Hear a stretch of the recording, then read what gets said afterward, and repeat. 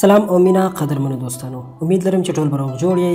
دوستانو نن در سره یو ډیره ایمان تازه کوونکې ویډیو شریکوم په دې هیله چې د ویډیو تر اخره را سره ملتیا وکړئ. دوستانو د دې نه موږ تاسو او هیڅوک هم انکار نشي کولی چې اسلام یو رښتینی او حق دین دی او زیاتره وخت دا هم لیدل شوي دي چې کله په غیر مسلمو باندې سخته راغلې ده او هغوی د اسلام طرف ته متوجه شوي دي، نو هغوی ته یو حقانیت څرګند شوی دی او هغوی اسلام قبول کړی دی.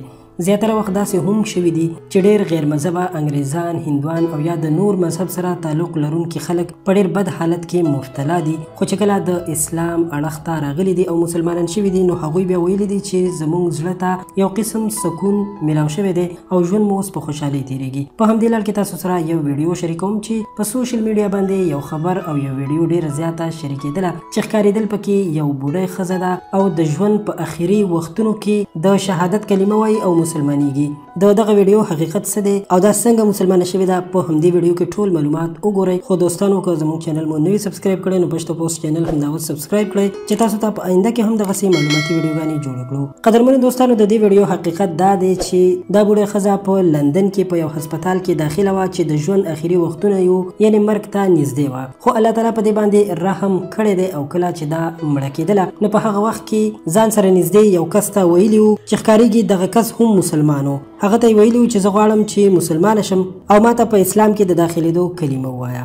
نو هغه ورته د شهادت کلمه ویلې ده، ورسره یې ترېنه ویډیو هم کړې ده چې پکې ښکارېږي چې د شهادت کلمه وایي. دوستانو کله چې دغې بوډۍ ښځې د شهادت کلمه ویلې ده د هغې نه وروسته ډېر په آرام سره یې سر ایښی دی او ویده شوې ده او همدغسې ترېنه روح هم وتلی دی.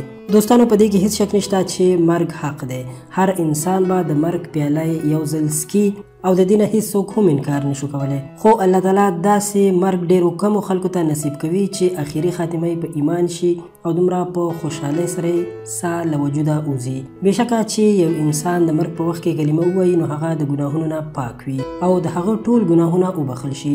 نو په سوشل میډیا باندې هم دا ویډیو ډېرو زیاتو خلکو خوښه کړې ده او د دې بوډۍ ښځې په حق کې ډېرې زیاتې دعاګانې کړې دي. الله تعالی دې د دې په حق کې دعاګانې د ټول مسلمانانو قبولې کړي.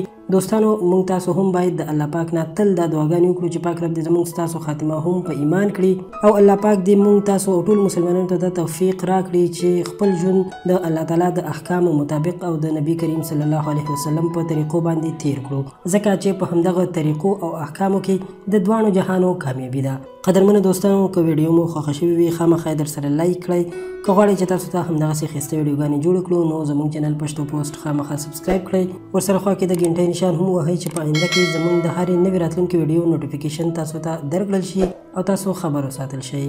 ډېره مننه.